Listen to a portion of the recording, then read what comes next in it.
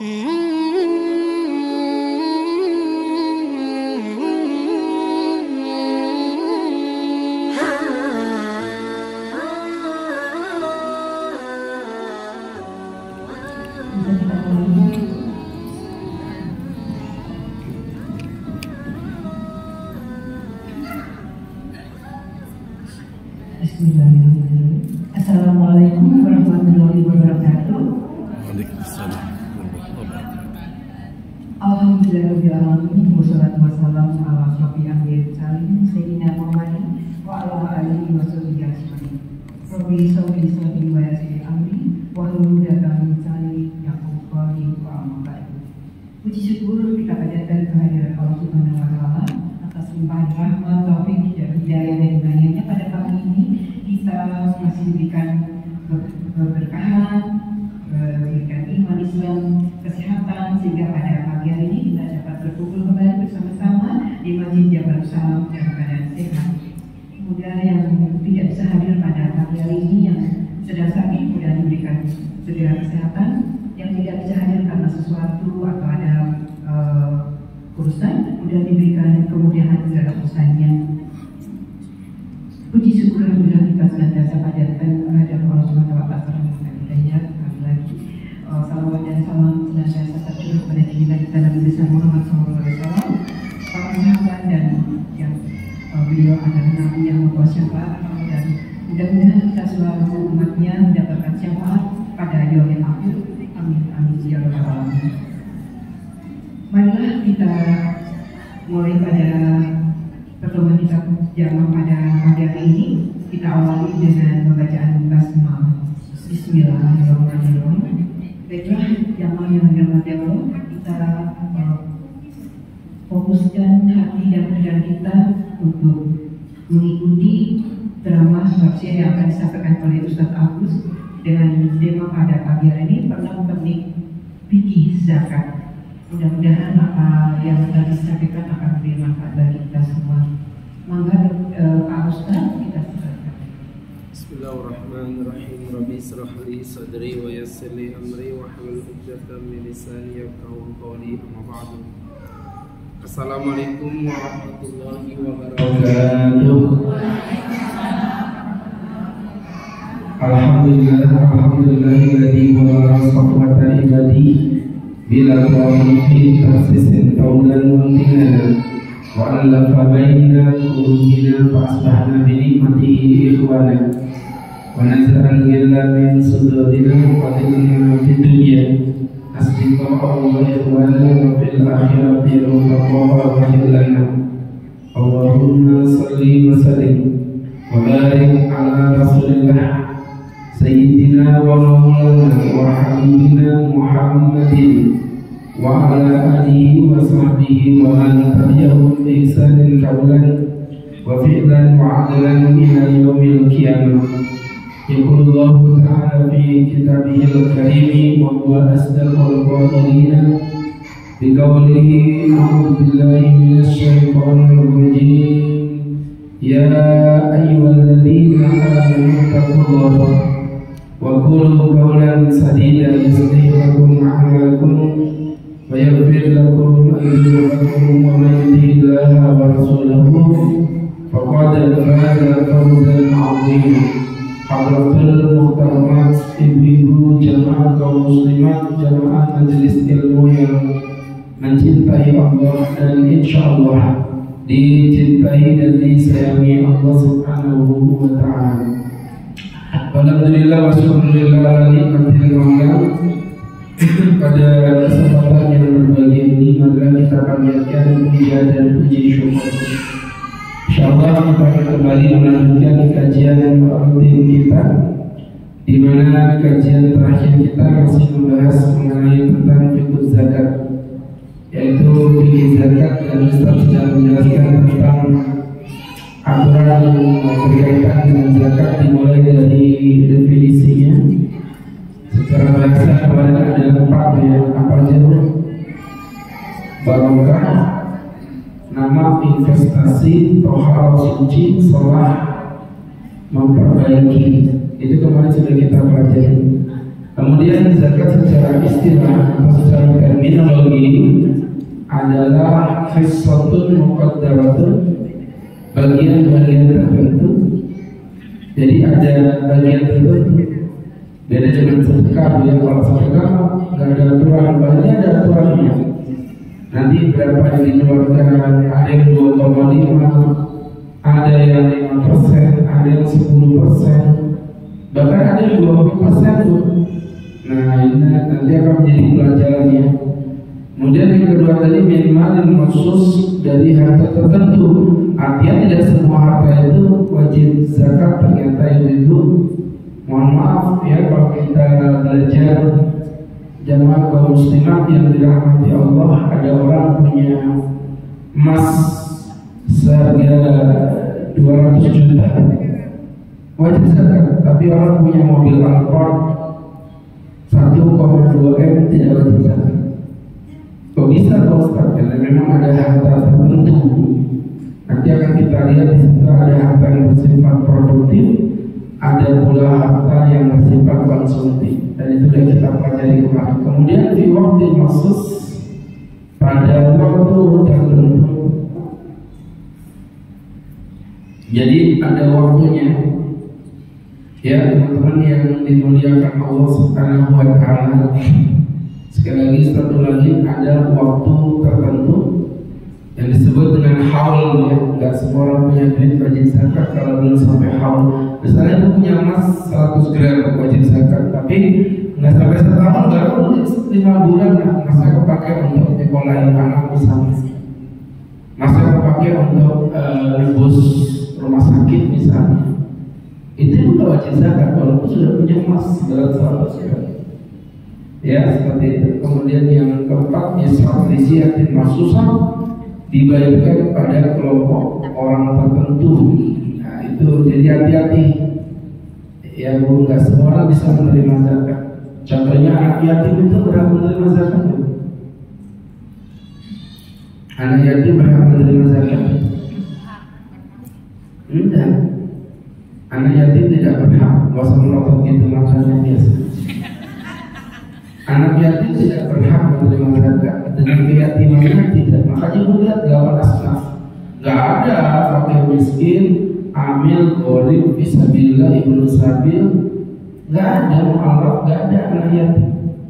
Jadi anak yatim tidak berhak menerima zakat dengan keyatimannya, tapi anak yatim berhak menerima zakat dengan kemiskinannya.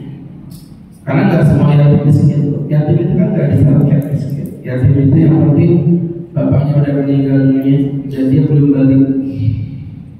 Bapaknya meninggal dunia dan dia belum balik, itu udah yatim. Walaupun misalnya dia waris tunggal, hartanya ada 10 triliun, misal contoh, dia tetap menjadi yatim namanya, tapi dia tidak berhak menerima zakat. Begitu dengan keyatimannya, tapi kalau dengan kemiskinannya ya mau. Jadi diberi zakat sebagai orang miskin, bukan sebagai anak yatim. Seperti itu Bu ya. Baik, itu tadi ada 8 asnaf. Contoh lagi, zakat dibuat untuk bangun masjid, itu kan nggak boleh. Sama, pembangunan masjid tidak boleh menggunakan uang zakat. Ya saya ulangi lagi, pembangunan masjid itu tidak boleh menggunakan uang zakat. Ya uang sedekah, bukan uang zakat. Karena kalau semua orang sibuk membangun masjid, ya saya pikir orang prioritas bangun masjid. Terus apa kabar tuh jatah-jatahnya orang miskin? Tapi kan uangnya tetap dibuat kebaikan Pak Ustaz. Kalau yang baik belum tentu baik. Saya kasih contoh ya. Misalnya ibu-ibu BDS, misalnya mengirimkan makanan yang enak ke Pak Ustaz. Bisa. JJC. Ketika ibu ngirim ke Pak Ustaz, apa tadi itu? JJC. Bisa macamnya. Mbak, titip ya, kasihkan ke rumahnya Pak Ustaz. Kamu ke Karangjati kan? Iya. Titip rumahnya Pak Ustaz di distrik. Sampai ibu datang ke sana menjalankan amanah. Di depan pasar itu ada seorang nenek-nenek tua, kelihatan melas mukanya gitu kan. Ibu katanya jangan masih berpikiran, ya. ibu ini kayaknya mukanya kelaparan nih. Sedangkan Ustaz itu banyak aja dia makanan. Akhirnya buka, ya udah kasihkan ini sama-sama pahala aja. Niat itu nggak ada tuh, serius niatnya kan. Tapi itu boleh nggak tuh? Nggak boleh tuh sekarang aja. Nggak boleh kan? Ya kenapa nggak boleh Pak Ustaz? Ya iya. Orang apa namanya? Itu amanah, ya tidak dijalankan nggak boleh. Yang betul gimana ibu telepon ke Ustaz? Ustaz, ini ada makanan dikirim ke tempat Ustaz. Tapi ini saya nggak ada pengemis kayaknya kelaparan. Boleh kata makanannya saya kasihkan? Oh ibu kasihkan aja. Nah itulah yang masalah Pak. Ya, ada masalah satu. Ibu udah ngomong kalau itu jijis. Nanti ibu ngomong paling nggak kan bikin nasi kuning. Baru nanti disebutnya bawa ke rumah. Jadi teman-teman itu analoginya begitu. Sama kayak kemarin itu ada orang ngadu Pak Ustaz, saya kalau ada uang zakat dari masjidnya Ustaz, tolong dibagi-bagi. Saya bilang kamu apa sahabat dunia? Apa yang kita kekal jati? Saya itu biasanya tiap tahun dapat Pak Ustaz untuk lebaran di masjid kami. Ternyata sekarang lagi ada pembangunan menara. Jadi semua zakat itu dialihkan ke pembangunan menara. Zalim itu saya bilang, ya zalim lah, nggak boleh. Zakat fitrah itu haknya orang-orang fakir dan miskin.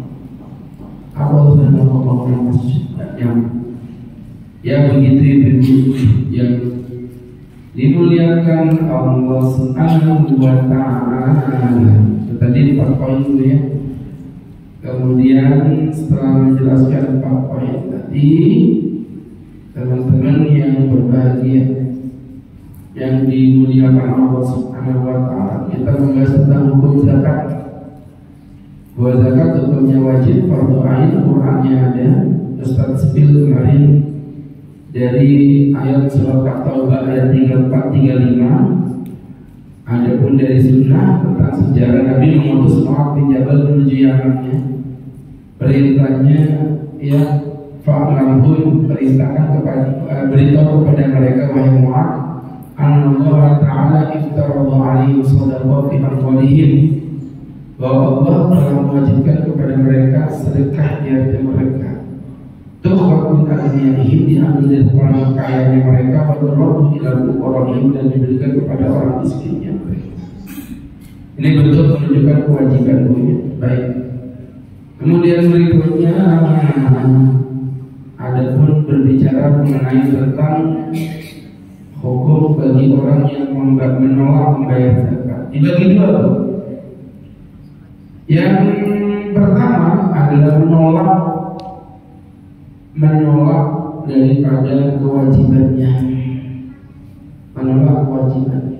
Fahada kafir, maka yang ini hukumnya kafir. Tidak ada ulama yang khilaf tentang itu. Pokoknya saya bilang zakat itu tak wajib bagi saya. Zakat itu bukan rukun Islam. Itu kafir. Ya, kafir bu. Kita para ulama dan semua ulama bersepakat ala anna jahat wajib zakat, bahwa orang yang mengingkari kewajiban zakat wa angkara fardhiyataha, dan mengingkari kefarduannya, bahwa kafir, maka itu kafir bil ijma', dengan sepakat, li'annahu mukadzdzib bil Qur'ani was sunnah, karena dia telah mengingkari Quran dan mengingkari sunnah. Jadi karena Qurannya ada tadi kan saya bacakan tadi, sunnahnya juga udah ada. Mengingkari ya orang dibedakan, itu poin satu. Sedangkan yang kedua ini beda. Dia tidak membayar bukan karena mengingkari kewajiban. Dia mengakui kewajibannya, tetapi dia pelit, bin bakhil, bin sahih, bin pentil, bin apa lagi? Mati dan bin lain. Ya, ada orang begitu mengaku zakat itu wajib ya, kok dia nggak mengingkari. Tapi setelah dia mengaku itu dia bilang, ya dia bilang, aku tahu tak ini wajib, aku mengaku itu, tapi harus saya banget aku harus saya banget. Ibu mohon maaf loh ya. kadang-kadang ibu mikirkan kalau orang kaya itu enak zakatnya itu, ambilnya banyak. Kata siapa? Di Islam itu zakat itu dipatokkan pada persentase, bukan pada jumlah. Dan itu keadilan Allah. Artinya gini, kalau ibu punya gaji 10 juta, zakat ibu 250.000. Ya mohon maaf bu, 250 itu ya masih agak enteng. Kebayang orang punya 1 M, zakatnya 25 juta.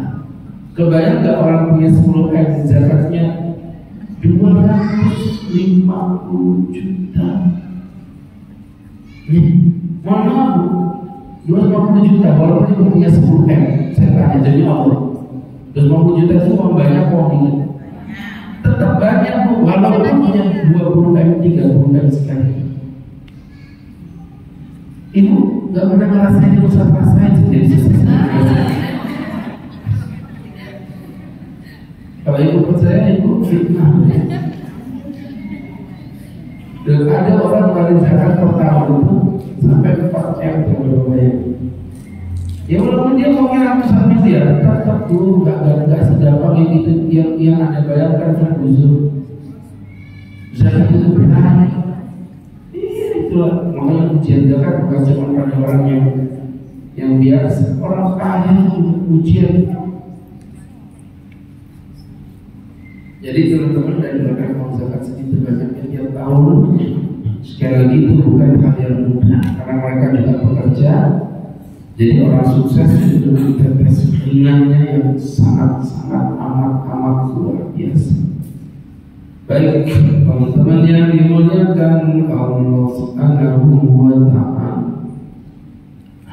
Nah di sini untuk yang kedua ini pun dia tidak kafir tetapi hukumnya fasik. Apa fasik itu Pak Ustaz? Fasik itu ya fasik. Apa bedanya dengan kafir Pak Ustaz? Beda. Kalau fasik itu belakangnya sik, kalau kafir itu belakangnya fir. Itu beda. Jelas Bu ya? Baik, kemudian berikutnya jadi sudah lewat. Tadi ada yang bilang udah jelas, ya udah tanya aja jelas. Baik. Berikutnya. Jadi ibu yang dimuliakan Allah, bedanya kafir sama fasik dibagi dua. Yang pertama secara akhirat, yang kedua secara dunia. Yang pertama secara akhirat itu gimana Pak Ustaz? Oh gimana Pak Ustaz? Secara akhirat kalau kafir dan fasik dua-duanya di neraka. Yang membedakan kalau orang kafir itu di nerakanya khalidina fiha abada, kekal di dalamnya untuk selama-lamanya. Dan kalau kafir bu, jadi di dalam neraka khalidina fiha abada, mereka kekal di dalamnya untuk selama-lamanya. Beda dengan fasik, kalau fasik itu di nerakanya muakkad, terwaktu. Nah, itu Ustaz dapat dalilnya dari mana? Ngarang-ngarang begitu, sembarang ngarang-ngarang. Ada dalilnya Pak Ustaz? Ada saya ada. Apa Ustaz dalil? Nih, hadis tentang syafaat. Ketika orang yang baik sudah dimasukkan surga, orang yang jahat dimasukkan neraka, apa terjadi? Sama Allah berjalan sesuai apa yang Allah kehendaki hingga suatu masa yang ditentukan Allah. Kapan itu Allah Taala juga tidak tahu. Allah meminta kepada malaikat memberikan syafaatnya, memberikan para orang-orang soleh memberikan syafaatnya, baginda Nabi memberikan syafaat itu pertolongan. Jadi banyak orang-orang di surga itu eksodus mendapatkan remisi potong masa tahanan, dipindah sama Allah ke surga. Nah kemudian Allah bilang itu dapat syafaat di malaikat sudah memberikan syafaat. wa syafaatil anbiya, dan para nabi memberikan syafaat, wa syafaatil salihin, dan orang-orang saleh memberikan syafaat, wa baqiya arhamur rahimin, dan tersisa Allah yang Maha Pengasih dan yang Maha Penyayang. Kemudian Allah bilang, wahai malaikat, kamu cari orang-orang di neraka yang memiliki kebaikan. Gak ada ya Allah cari, gak ada ya Allah cari, gak ada ya Allah kamu cari. Walaupun dia cuma punya kebaikan satu biji sawi keimanan di dalam hatinya, kalau udah marah tuh, gak sholat, gak puasa, gak zakat, gak apa, gak ini, gak itu, cuma nyisai keimanan di hatinya sebesar biji sawi kecil. Ibu-ibu yang berbahagia, kemudian malaikat menemukan ada orang laki-laki mengerak hitam gosong, akhirnya diambil melengkung. Oh ini orangnya, dicemplungin ke sungai hayat, Nahul Hayat, dibagikan dalam kondisi hidup. Orang ini tidak punya amal kebaikan apapun selain beriman kepada Allah. Berarti menunjukkan bahwa orang fasik selama matinya masih beriman, maka ada potensi dia tetap masuk surga. Bedanya masuk surganya apa? Makanya kan kalau di agama tetangga pelaku kejahatan dijamin masuk surga. Kata mereka begitu, karena udah ditebus. Oke. Masalah itu keyakinan, silakan aja. Tapi mohon maaf dengan segala hormat, ibu yang dimuliakan Allah, kalau menurut Ustaz itu kurang logik. Kalau di Islam itu keren banget. Kalau di Islam itu keren banget. Kenapa Ustaz? Karena kalau di Islam ibu-ibu yang dimuliakan Allah Subhanahu wa Ta'ala, kalau di dalam agama Islam itu yang baik masuk surga, yang jahat masuk neraka. Nah, sebenarnya kan akhirnya kata begini, berarti kalau itu di Islam itu lucu ya, nggak ada jaminan untuk masuk surga. Saya bilang di Islam itu jaminan masuk surganya ada.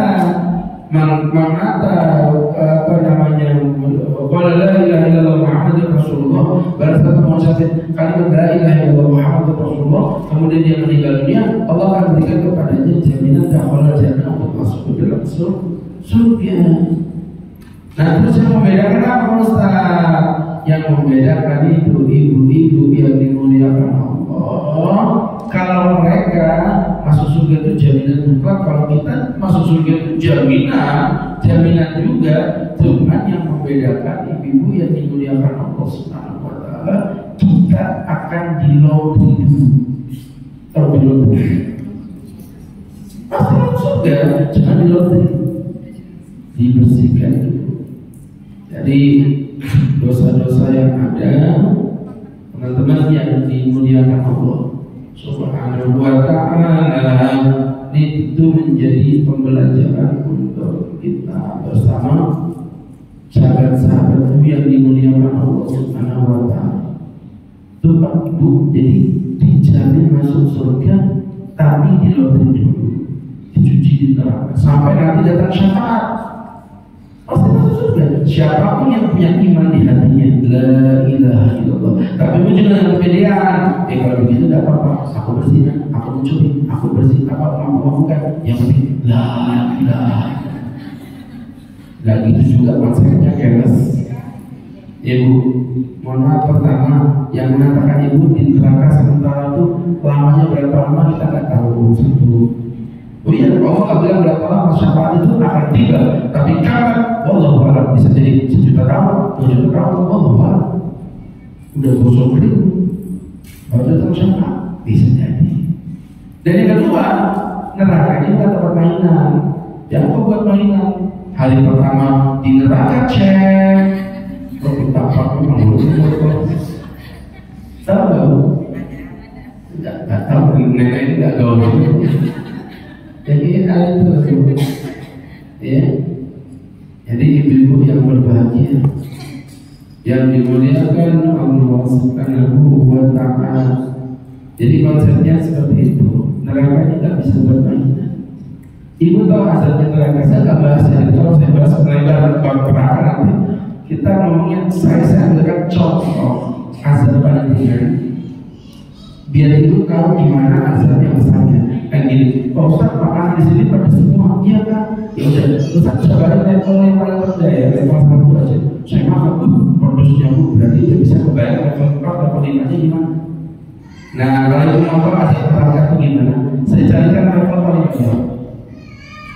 Bagi kenapa juga seorang laki-laki lalu letakkan masa kodamnya diletakkan di bawah kakinya jamratan 2 batu bara kecil yulamin nanti mabuhu yang saking panasnya batu bara itu yang diletakkan di telapak kaki tadi itu membuat otaknya mati. Maka mana hadat syadirin azabahu, ini pasti adab yang paling berat, ini pasti adab yang paling mengerikan. Wa innahu la'awwal adab, kata Nabi Muhammad itu adalah azab yang paling ringan. Dengan kata ini batu bara kecil taruh telapak kaki otak ini. Kalau otak ini terus apa kabar dengan usus, limpa, babat, paru, jantung, hati udah jadi cuma kasih.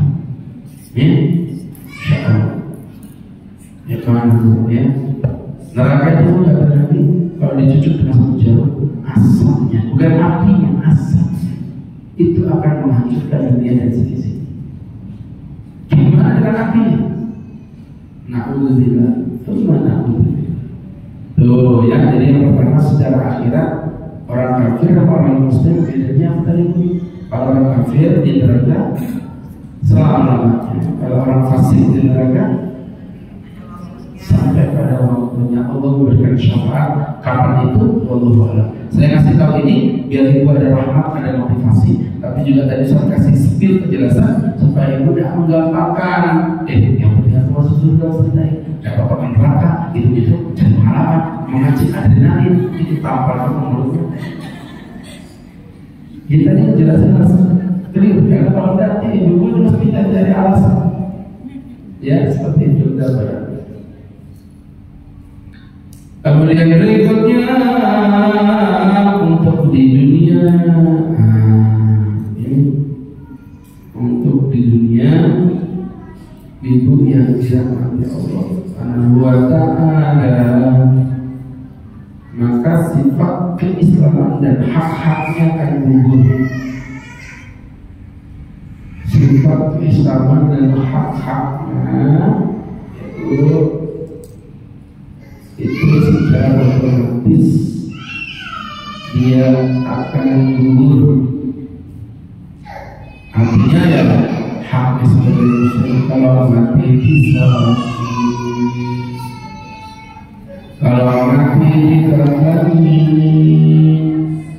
kalau mati dikuburkan di pemakaman sesama umat Islam dan seterusnya. Maka ibu-ibu yang dirahmati Allah yang seperti ini ya bu, menjadi pelajaran untuk kita bersama.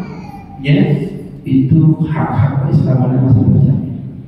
Satu contoh, kalau dia udah dikatakan kafir, nggak ada hak, nggak boleh dimandikan, nggak boleh disemati, nggak boleh dikuburkan di makaman. Satu. Jadi kedua, kaitan dengan pernikahan. Kalau kita katakan kafir, berarti pernikahannya apa? Bahasa suami istri sebenarnya bukan siapa-siapa. Kalau kita katakan fasik, hati-hati ya. Kalau suami ibu mengingkari kewajiban sholat, mengingkari kewajiban zakat, ibu jangan mau berhubungan sampai dia mati kesalahannya bertobat. Kalau enggak, tuntaskan cerai-cerai. Ya. Poin satu. Tapi kalau suami saya itu nggak sholat, suami saya itu nggak zakat, tapi dia meyakini kewajiban itu cuma malas aja begitu. Kalau itu dia fasik. Dan suami itu masih suami istri, orang dia masih muslim. Itu poin. Kemudian apalagi bu? Yang ketiga warisan. Kalau dia warisan, kalau dia kafir dia dapat warisan. La yarisul muslimul kafir, orang Islam tidak bisa mewarisi hartanya orang kafir. Walau kafir muslim, dan orang kafir juga tidak bisa mewarisi hartanya umat Islam. Ya, jadi ini tentu menjadi pembelajaran untuk kita bersama sahabat-sahabatku yang dimuliakan Allah. Baik, seperti itu tadi untuk kaitan dengan masalah warisan bersama. Berikutnya lagi yang membedakan ya tentang hak-hak apapun yang banyak yang berkaitan dengan itu. Salah satunya adalah terjaganya darah. Terjaganya darah itu gimana maksudnya Pak Ustaz? Ya, kalau dia muslim darahnya dijaga sama Allah. Kalau dia kafir darahnya tidak dijaga sama Allah Subhanahu wa Ta'ala. Dan itulah yang menyebabkan kenapa Sayyidina Abu Bakar memerangi orang-orang yang tidak membayar zakat. Ceritanya begitu asal-muasalnya. Kemudian teman-teman yang dimuliakan Allah Subhanahu wa Ta'ala, dirubah diksinya. Dirubah diksinya, Abu Bakar kejam sesama muslim dibunuh. Dilihat dulu kasusnya waktu itu tidak membayar zakat. Kenapa? Kalau tidak membayar zakat mengakui kewajiban zakat, dia nggak boleh diperangi, darahnya dijaga sama Allah. Tapi jadi problem. Pada saat itu mereka mengingkari kewajiban zakat dengan mengatakan, ya kan zakat diwajibkan waktu Nabi hidup, Nabi meninggal udah nggak membayar zakat lagi.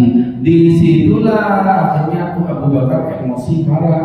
Beliau berkata, umirtu an uqatilan nasa yaqulun, aku diperintahkan untuk memerangi orang-orang Islam tersebut. Ya, sampai apa? Sampai mereka menuntaskan apa yang diwajibkan Allah dari kewajiban zakat. Ya, nah, teman-teman yang berbahagia, jadi diperangi bukan karena tidak ada zakat, tapi karena mereka meyakini tidak ada kewajiban untuk membayar zakat. Itu loh. Makanya perangnya disebut perang riddah. Riddah itu artinya ya, riddah itu artinya adalah orang-orang yang murtad. Kenapa disebut bukan perang zakat itu misalnya? Kok perangnya perang murtad? Karena emang bukan zakat masalahnya. Masalah mereka mengingkari kewajiban membayar zakat. Baik, saya ingin jelasin dulu ya. Dan contoh-contoh yang lain itu masih banyak. Kalau kita mau berkali-kali panjang keluar dari tema kita. Baik, teman-teman yang dimuliakan Allah Subhanahu wa Ta'ala. Tadi berkaitan dengan masalah syarat-syarat wajib zakat. Syarat wajib zakat dibagi menjadi dua bagian. Dibagi menjadi dua bagian. Yang pertama, teman-teman yang dimuliakan Allah Subhanahu wa Ta'ala, kewajiban untuk orangnya. Dan yang kedua, ya, kewajiban untuk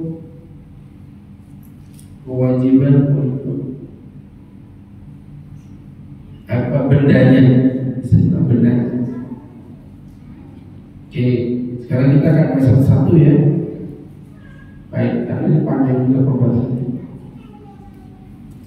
Makanya kalau di pengajian lain itu kita tema itu biasanya tagline aja, nggak tema per item itu, itu tematik itu. Kalau ini kan kaji kita ya.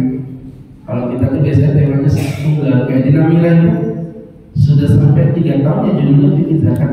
Kenapa? Saya fikih sholat 3 tahun fikih sholat terus sampai tuntas. Jadi lebih fokus pada materi terakhirnya itu apa. Jadi kita nggak bahas secara tema. Kadang-kadang kalau bahas secara tema itu ada yang belum dituntaskan saat ini. Contoh misalnya saya tulis fikih emas, ternyata belum tuntas. Pertemuan berikutnya kan udah ganti tuh, namanya fikih bisnis, fikih investasi. Fikih emasnya nggak tuntas. Kalau maksudnya itu tematik namanya. Kalau kita sebenarnya, kalau saya rekomendasikan bukan tematik. Kita bahas fikihnya. Jadi nanti kalau misalnya nggak tuntas, yang penting terakhir yang bukan sebut terakhir tentang apa kemarin. Oh tentang ini baru saja kita lanjut lagi. Jangan memperhatikan tema, tapi tagline-nya ada namanya fikih zakat. Karena kalau di model fikih tematik bagus, tapi dia mesti akan ada beberapa materi yang hilang terlompat. Kayak kita ini ngaji sebulan sekali, dalam beberapa tahun sudah sampai fikih zakat, ini cepat, hitungannya lumayan cepat. Kenapa? Bukan cepat karena tuntas, bukan, karena memang banyak yang kita lompat-lompati karena ngikutin tema-temanya. Kalau di pengajian yang real itu, de facto itu yang kita rutinin, itu kayak pengajian misalnya di masjid ini Al-Hidayah dan PLN, itu sampai hari ini sudah mungkin sekitar rutin tiap pekan ya di situ ya, tiap pekan. Jadi memang dia nggak pakai tematik, pokoknya ya kalau di sana fikih sholat sampai berapa tahun, fikih apa zakat sholat sampai berapa tahun, jadi tagline doang enggak, temanya apa? Yang jelas dia sistemnya kayak ngaji, nanti ada Pak Bu kemarin terakhir pembahasannya apa? Ini mau start, sudah kita lanjut lagi. Ada sistem kayak gitu. Jadi modelnya ada dua, memang ngaji fikih.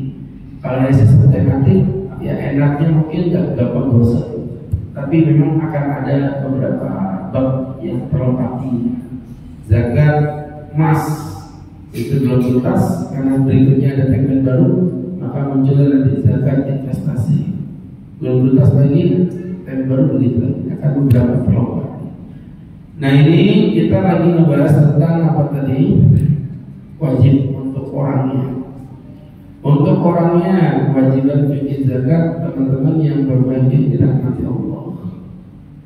Ada dua. Yang pertama namanya hurriyah, merdeka.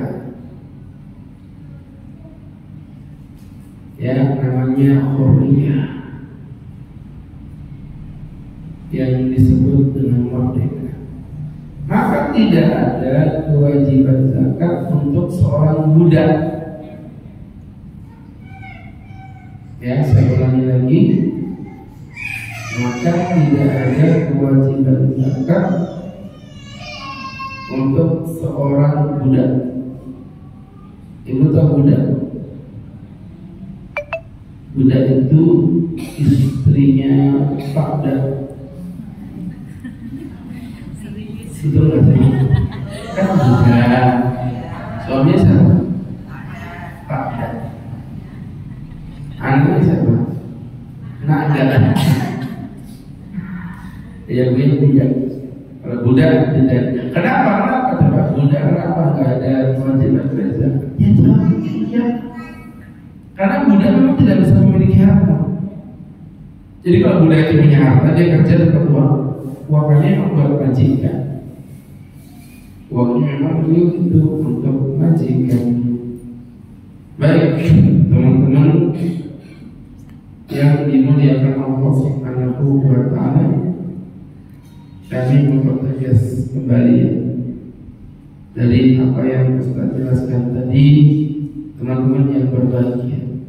Tapi ini mungkin gak perlu kita bahas sekarang. Udah gak ada budak lagi. Kalaupun ada budak, dia harus ngontrak, kami jadi begitu. Yang berjelas apa? Badan buat kelamin muka ibu biar putih. Bedak enak kan yang digoreng kecil-kecil. Cepetan itu kompor gas bocor. Ibu ya dek meledek gitu. Baik, kami mengatas begini Bapak meninggal dunia. Baik. Oke. Saya baru turun bandara itu. Baru turun penerbangan tadi pertama dari Surabaya jam 5 sampai sini tadi jam 7.45 sampai rumah setengah 9. Mandi, ganti baju, langsung datang sini. Akhirnya Ustaz ya tadi meledak. Ya. Baiklah, kita lanjut lagi. Menyala. Nah, tuh nggak capek, nggak kupingnya agak jelas bentuknya masih. Apalagi dari Malang kan, saya kalau dari Malang tuh pasti kuping itu nggak turun kan. Dari puncak ya, kenapa? Batu nganterin anak mondok. Ya. Baiklah. Balik ke laptop. Dari apa yang saya jelaskan tadi, yang pertama budak. Yang kedua Islam, syaratnya syaratnya Islam. Apa Islam? Berarti orang kafir tidak ada kewajiban membayar zakat. Ya, saya ulangi lagi. Berarti orang kafir tidak ada kewajiban untuk membayar zakat. Baik, teman-teman yang dimuliakan Allah Subhanahu wa Ta'ala, sebelum lanjut, Ustaz, jadi mohon maaf nanti cuma 2 ini tersatu. Yes, ada 2 item yang ini kalau di ibadah lain pasti dijadikan satu, tapi di sini nggak ada. Apa ya? Syarat sholat harus ambil, tidak ada. Yang pertama apa? Berakal. Di mana-mana ibadah semuanya pasti ada syarat berakal. Di sini nggak ada.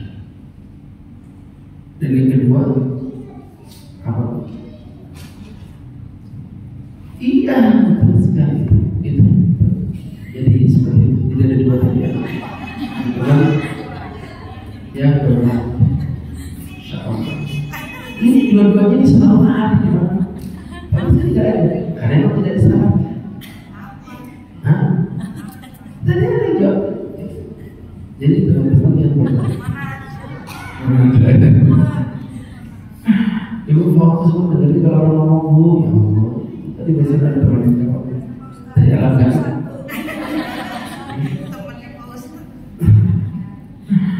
Yang kedua tadi, yang pertama kan berakal.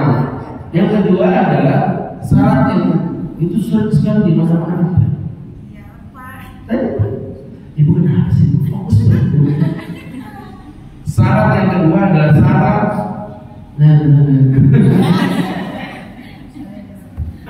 syarat balik. Ibu kalau ngaji fikih selalu pasti ada berakal balik. Di mana aku cek semuanya pasti ada syarat berakal balik. Di sini tidak disyaratkan. Maka muncul sebuah pertanyaan, bagaimana hukumnya orang gila? Apakah orang gila wajib zakat? Gimana hukumnya dengan bocil? Sebelum dijawab, saya terus dulu ya. Gimana orang gila bisa zakat? Kalau gila punya duit maksud? Oh banyak. Ini mindset yang sering dulu. Kalau gila dipikir sudah nggak punya hak-hak, ngawur. Ada tuh orang duitnya emang karena dia ditinggal sama istrinya, stres, gila. Itu jangan nanti diartikan uangnya udah lepas, seakan dibagi-bagikan kali warisnya. Kayak dia mati, nggak bisa, masih punya hak itu, masih punya hak. Dan bocil juga kita sama. Memang ada tak bocil banyak uang, bisa. Yatim tadi saya sudah bilang tadi, yatim tidak semuanya miskin. Ada yang kaya, bapaknya pengusaha, ibunya dokter spesialis, punya aset total 10 miliar, anak laki cuma 1. Bapak mamanya dengan kabar di KN ada proyek yang untungin usaha bisnis, didatengin, pulang-pulang mobilnya tergelincir. Alhamdulillah bisa masuk ke dalam jurang, 2-duanya mati, menikoi. Tahu menikoi? Akhirnya menikoi. Siapa warisnya? Anak tadi tunggal 10 M punya dia, masih bocil, umur 6 bulan, punya uang 10 miliar. Yang tua-tua kayak gini, dia udah capek terputar-putar di dunia, nggak bisa uang 10 M. Iya kan? Nah itu dia bu, bayi 1 6 bulan umur udah kaya. Banyak yang jangan kau menurut pendapat wajib dari mayoritas ulama, wajib orang gila wajib zakat, anak kecil juga wajib zakat. Walaupun ada pendapat yang mengingkarinya, yaitu pendapat Imam Abu Hanifah, tapi lagi proses ini tidak perlu diambil pusing, karena pendapat ini merupakan pendapat yang lemah. Pendapat yang wajib itu diperbolehkan. Baik teman-teman, bahkan ini merupakan pendapat kalangan sahabat.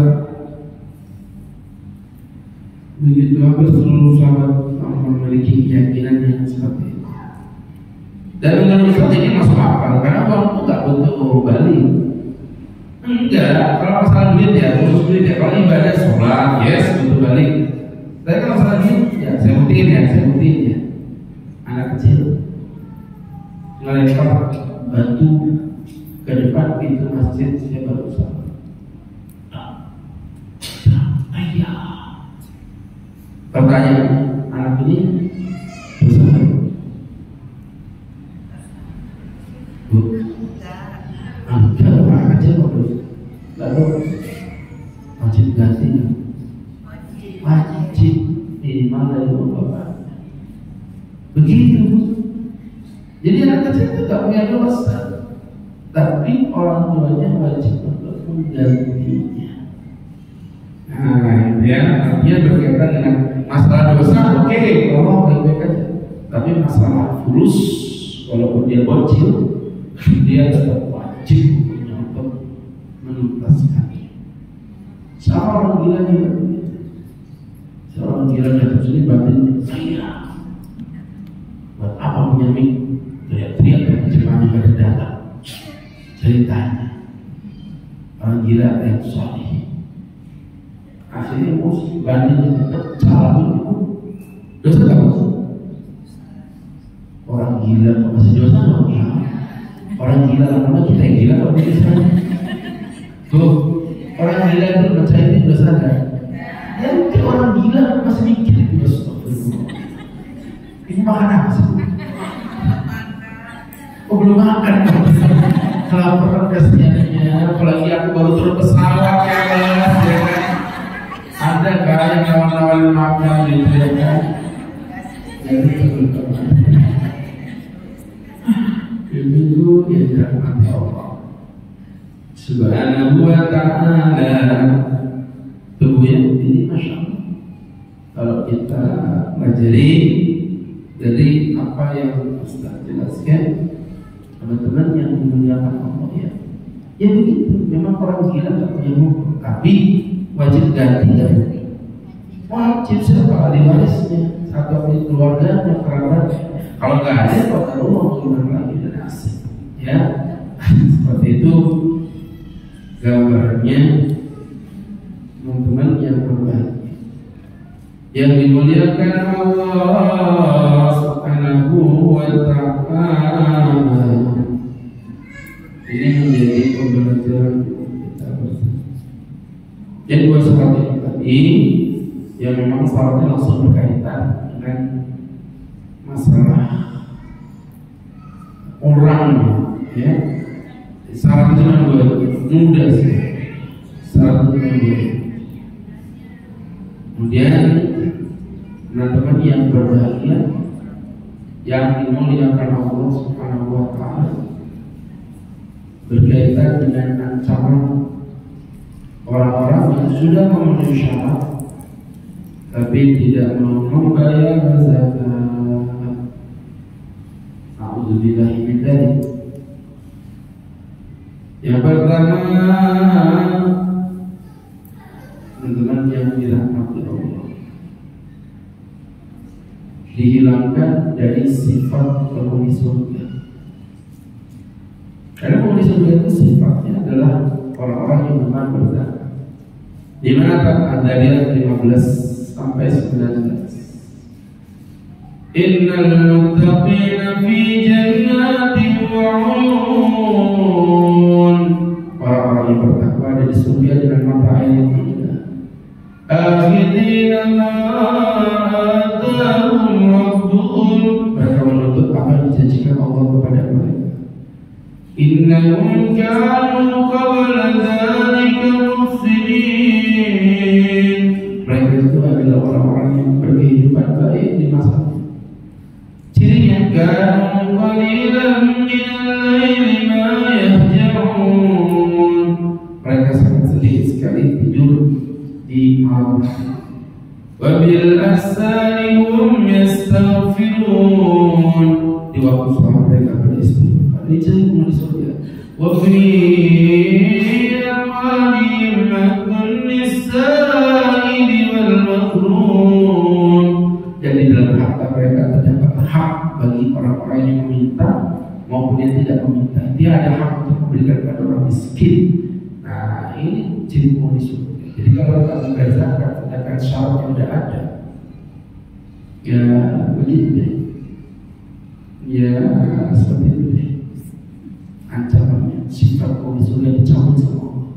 Baik, beribu ya teman-teman yang berbahagia yang dirahmati Allah.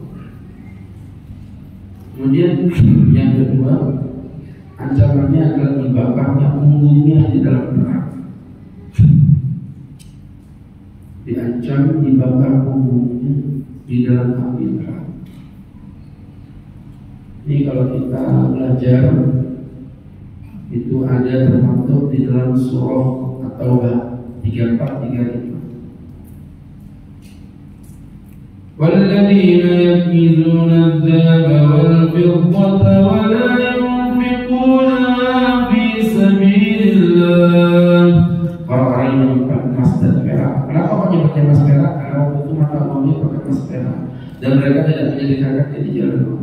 Fabashirhum bi'adzabin alim. Maka bawa kabar gembira kepada mereka dengan turunnya azab yang pedih. Yauma yuhma 'alayha fi nari jahannam. Di hari Allah akan membakar mereka di dalam neraka jahanam. Perhatikan. Fatukwa biya jibahuhum wa junubuhum wa dhuhuruhum. Maka akan disetrika kepadanya dahi. Di dahi disetrika. Kalau dahi disetrika otomatis muka, dada, malu sampai bawah nasi. Ya. Wa junubuhum, pikul mereka ini. Tapi kalau pikul disetrika otomatis nanti mengatakan pikul paha sebelah kanan dan nasi. Wa dhuhuruhum, punggung mereka. Mereka punggung disetrika otomatis kepala, pantat, paha sebelah nasi. Ada ma kanastum li anfusikum, ada ma kanastum li anfusikum, fadhuqu ma kuntum taknizun. Ini yang dulu kamu simpan kan? Ini yang dulu kamu simpan kan?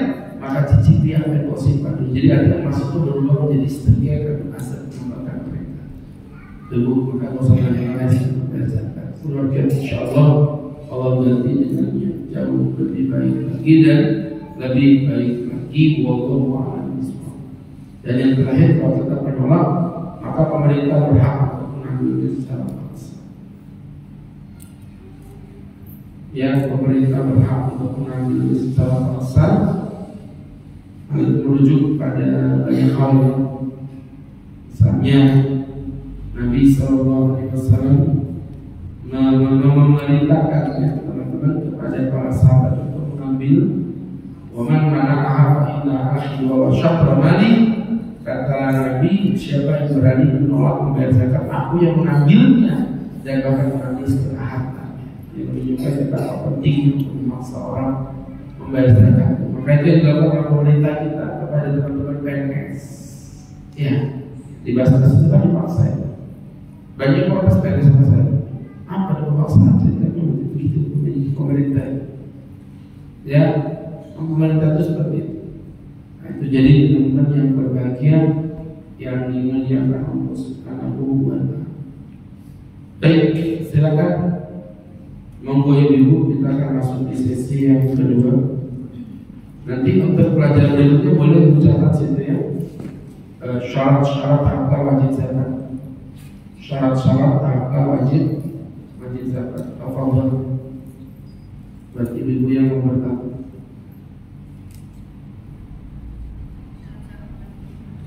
Bukan syarat wajib ya, syarat harta. Tadi kan hari ini sudah syarat sebenarnya Bu. Syarat orangnya. Nanti ke depan itu syarat harta. Silakan Ibu. Silakan Ibu yang ingin bertanya.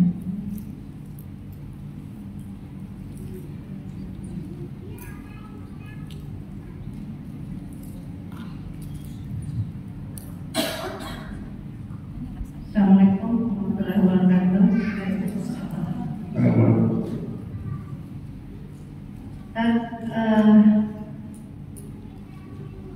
Wajib nggak dapat zakat orang yang menjadi tabungan kita seperti sepupu kita atau tante kita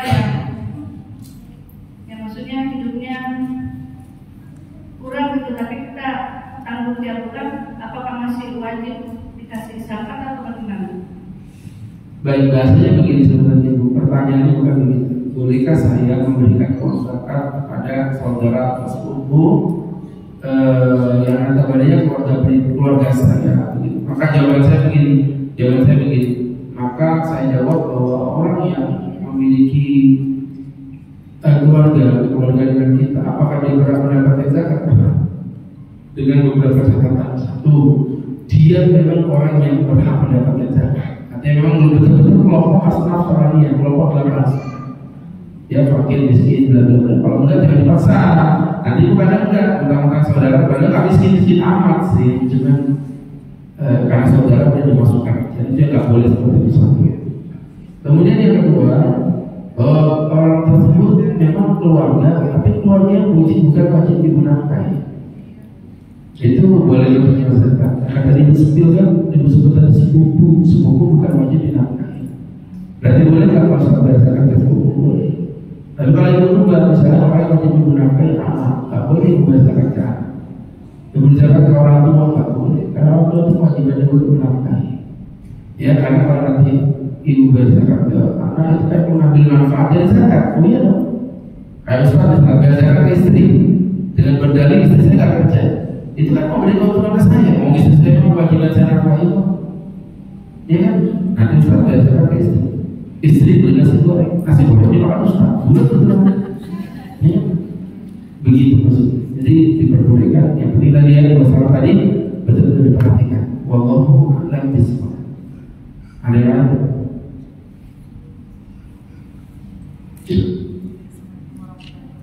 Assalamualaikum. Zakat kemana sebaiknya beli zakat penghasilan?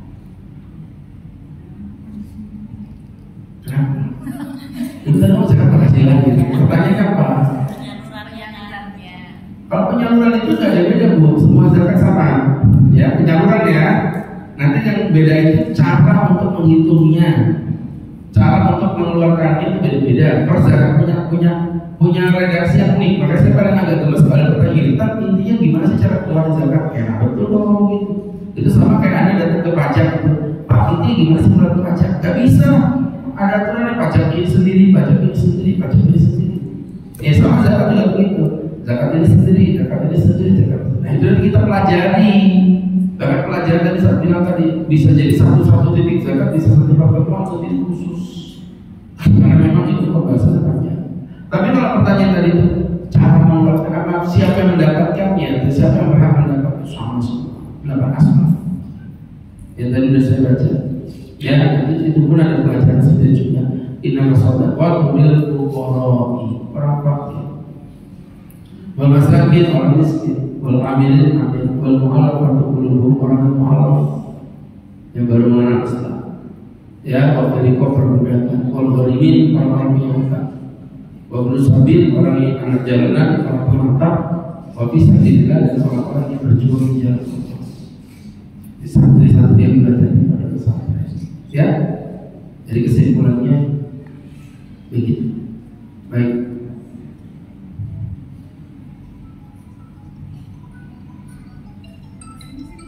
Dan lain menurut silakan. Assalamualaikum Ustaz. Assalamualaikum. Saya pernah panen 10 juta itu keluar 1 juta ya Ustaz. Habis itu ada permintaan dari wajib Bapak Rumah. Terus suami bilang zakat itu masukkan ke situ aja, itu gimana Ustaz? Nggak bisa. Zakat itu untuk 8 asbab tadi.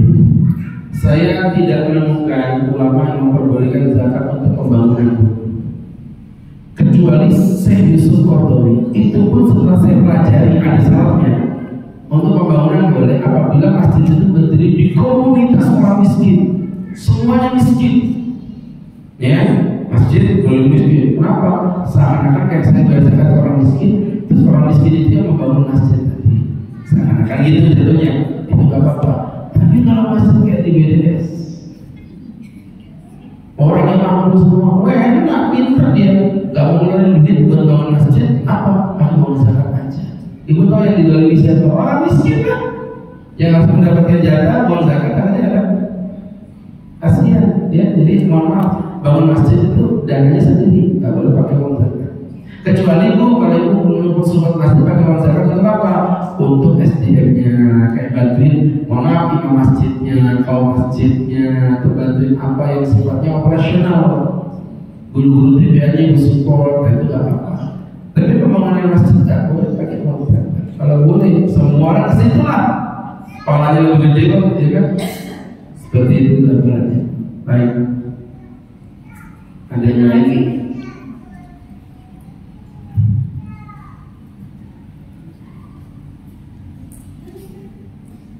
Ada yang lain?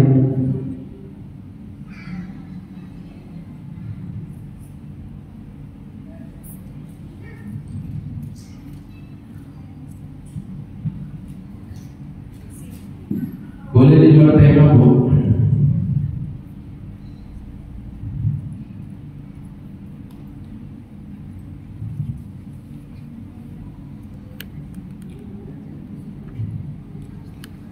Silakan, Bu.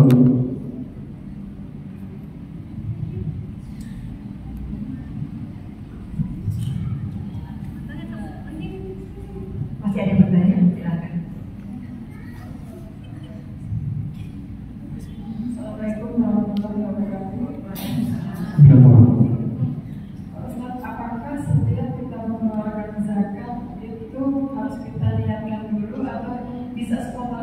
Misalkan saya menjual sesuatu gitu, nilainya tidak besar, mungkin 30 juta gitu kan, untuk zakatnya juga nilainya 30 juta, tapi dalam hatinya spontan langsung saya berikan kepada yang berhak, itu gimana?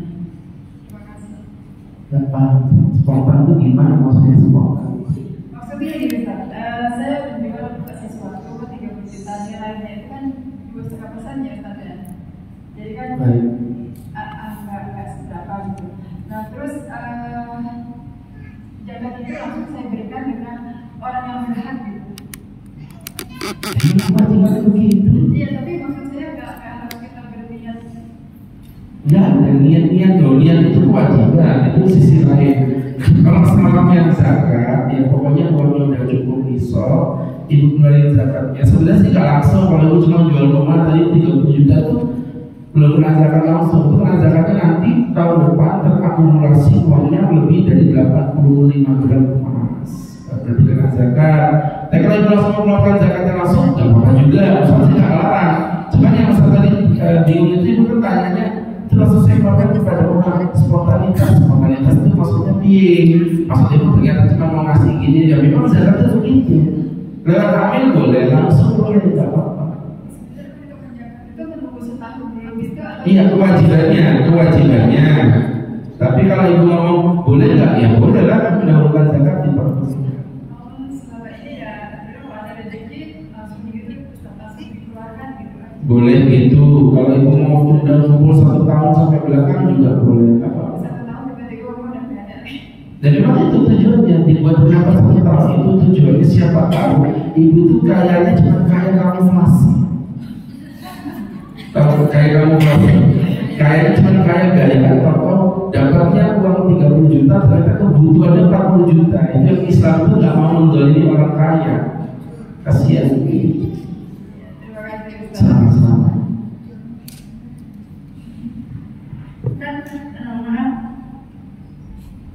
Dan maaf, maksudnya ini kayaknya bisa kita menjual rumah atau mobil itu misalnya maksudnya ini dapat 300 juta. Tapi kan tadi kita bilang kalau setahun maksudnya ini langsung spontan itu bagaimana? Diulang-ulang. Enggak apa udah bisa jelaskan. Sudah ya, sudah. Dengerin. Tadi saya cuma menjelaskan syariatnya itu mesti tahu. Karena kan bisnis ya dagang yang jual beli ya kan, itu ada haul. Tapi saya bilang sama ibu, kalau ibu langsung boleh nggak tadi ibu? Boleh. Sudah saya sampaikan. Itu namanya takjil zakat, mendahulukan zakat dari kewajiban itu boleh. Saya itu cuma ingin jelasin aja, uang itu nggak wajib bagi ibu sebenarnya. Tapi kalau ibu mau ya nggak apa-apa. lebih bagus. Ibu kewajiban zakat itu emas 85 gram. Kalau ibu masih kalau cuma 50 gram tetap bayar zakat, ya orang mau bagus kan cara ibadah. Itu jelas kan? Dia kalau ngobrol sekarang ibu ya ibu sebentar masih berhubungan gak ada yang katakan soalnya berhubungan nggak? Masih. Sudah. Tapi masih kalau misal pensiunan itu dapat 2 miliar, katanya untuk biaya hidup, apa anda perlu dikeluarkan atau bagaimana? Bu, pensiunan itu masuk gajinya nggak butuh haul. Beda-beda. Ibu tanyakan ini 2 hal yang berbeda. Yang ibu tanyakan ini tadi jual beli. Kan sudah bilang dari awal ya, zakat itu karakternya beda-beda. Zakat ini jangan dicampur-campur. Kalau pensiun itu zakatnya zakat masuk profesi. Kenapa profesi? Karena ibu nggak mungkin dikasih pensiunan kalau ibu nggak kerja. Nah makanya profesi itu ibu nggak pakai haul, itu langsung dibayar zakat pada saat penerimaan pensiunnya. Ya, ibu yang belakang. Angkat tangan juga dikasih ibu ya. Kasihan dia dari angkat tangan lama pakai kakinya dulu. Silakan. Ini bisa kan tadi ada yang kerja bagaimana 85 gram. Tadi saya ada uang di ATM satu, ada uang di ATM satu lagi, ada 4 digabung sama bentuknya uang itu digabung. Uang emas itu digabung bu. Emas sama uang itu ilatnya sama sebagai mata uang itu digabung jadi satu. Nah beda kalau kambing sama uang jangan digabung. Uang misalnya tadi yang di 4 gram yang 1 gram ini udah memenuhi syarat untuk zakat. Tapi saya mengeluarkannya dari uang bonus bisa nggak Ustaz? Apa saya harus ambil dari uang tahun ini? Saya tuh bingung dengan yang ibu gambarkan. Simpel banget sebenarnya gini loh bu. Mau rekening A, rekening B, rekening C itu kita tidak ada urusan di dalam ilmu agama. Yang jelas selama itu uang ibu gabungin jadi satu. Jangan uang sama uang saja digabungin, kalau tadi kan karena ilatnya sama. Nah setelah nanti sudah dikeluarin kewajiban ibu berapa? Oh sekian, maka ibu ambil dari rekening manapun monggo, yang jelas jumlahnya harus sesuai yang sekian. Saya kasih logika ya. Misalnya uang itu di rekening ini 100 juta, totalnya berarti 400 juta, 2,5%-nya berapa ibu keluarkan? Ibu ngambil dari rekening yang ini, rekening bonus terserah itu. Yang penting kewajiban ibu sejumlah uang sekian. Ya, terima kasih Ustaz. Tahu kan? Dan memang kita belum masuk ke zakat itu, kita belum masuk ke titik-titik zakat itu, ya. Baik. Satu lagi kan. Assalamualaikum warahmatullahi wabarakatuh. Waalaikumsalam warahmatullahi wabarakatuh. Orang ini dia rajin bersedekah, rajin dia berzakat, rajin dia puasa, tapi dia nggak mau sholat. Itu sama kayak ibu tanya Pak Ustaz, perempuan ini suka pakai jilbab, suka bawa mushaf, tapi dia nggak pakai rok. Ya kayak gitu modelnya. Artinya saya nggak mengingkari kewajiban jilbabnya, nggak mengingkari kewajiban Qurannya, tapi saya mengingkari kewajiban roknya. Nah gitu sama kayak tadi.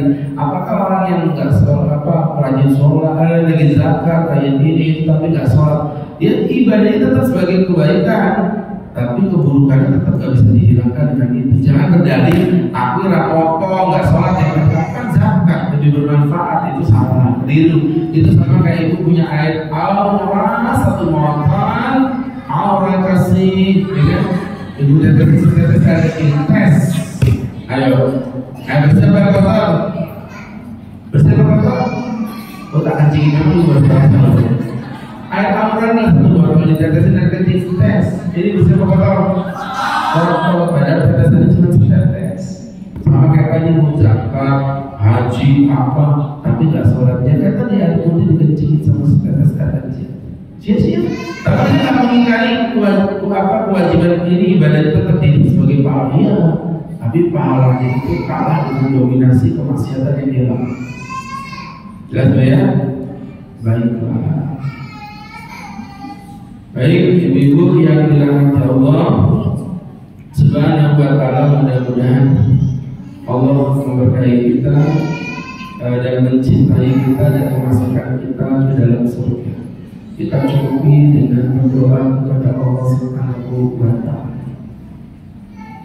Amin amin alhamdulillah rabbil alamin hamdan yuwaffi ni'amahu wa yukafi mazidah ya rabbana lakal hamdu kama yanbaghi li jalali wajhika wa 'azimi sultanik. Allahumma salli wa sallim wa barik ala rasulika sayyidina Muhammadin fil awwalin wal akhirin wa fi kulli waqtin wa hin wa fil mala'il a'la ila yaumiddin.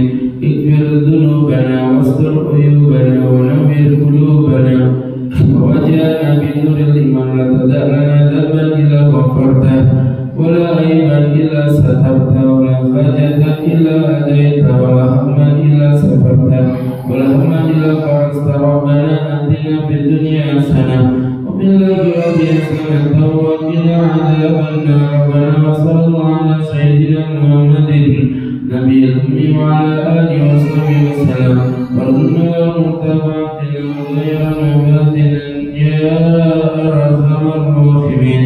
بفضل سبحان ربك رب العزة عما يصفون سلام على المرسلين والحمد لله رب العالمين. Terima kasih, semoga bermanfaat. Assalamualaikum warahmatullahi wabarakatuh.